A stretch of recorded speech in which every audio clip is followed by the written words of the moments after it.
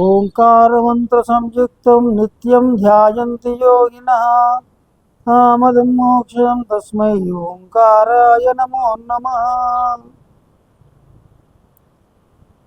ఈ నెల 15వ తేదీ మహాశివరాత్రి పర్వదినము ఆసన్నమవుతూ ఉంది.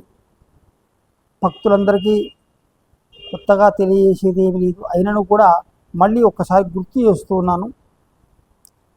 ఆ యొక్క శివరాత్రి రోజున ప్రాతకాలాన్ని లేచి స్నాన సంధ్యాదులు ఆచరించుకొని రోజంతా కూడా ఉపవాసం ఉండి శివునికి మహన్యాసపూర్వకంగా రుద్రాభిషేకం లేదా లఘున్యాసపూర్వక ఏకరుద్రాభిషేకము, శివుని సంబంధించినటువంటి పూజలు కార్యక్రమాల్లో నిమగ్నమవుతూ శివ కళ్యాణం, రాత్రిపూట జరిగేటువంటి శివ కళ్యాణం ఇవన్నీ కూడా చూస్తూ ఆ రోజంతా కూడా శివునికి మీ యొక్క సమయాన్ని కేటాయించి శివభక్తిలో లీనమై ఉన్నట్లయితే శివానుగ్రహం తప్పకుండా పొందగలుగుతారు. త్రిధలం త్రిగుణాకారం త్రేత్రంచ త్రియాయుధం త్రిజన్మ పాప సంహారం ఏకబిల్వం శివార్పణం.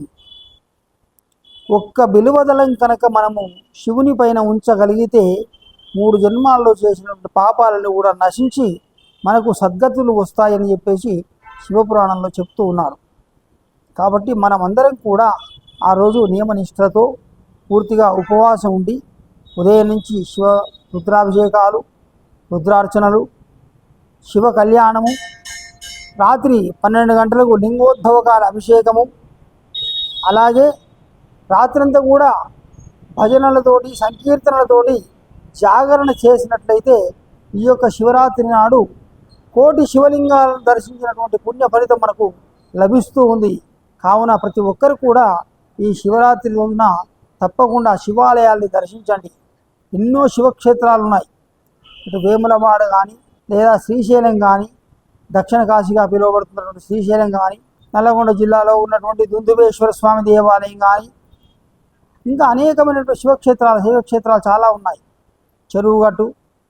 కాబట్టి ఏదైనా శివక్షేత్రానికి వెళ్ళొచ్చు, అక్కడ క్షేత్రంలో కూడా కాలం గడపవచ్చు స్వామి సన్నిధిలో. లేదు మీకు దగ్గరలో ఉన్న ఏదైనా శివాలయం దగ్గరికి వెళితే ఆ రోజంతా కూడా శివాలయంలో శివతత్వంలో లీనమై శివుని యొక్క సంపూర్ణమైనటువంటి అనుగ్రహాన్ని పొంది శివానుగ్రహం చేత సుఖశాంతులతో జీవించగలుగుతారనేటువంటి ఆశాభావాన్ని వ్యక్తం చేస్తూ మీరందరూ కూడా శివరాత్రి పర్వదినాన్ని ఘనంగా జరుపుకోవాలని కోరుకుంటూ సెలవు.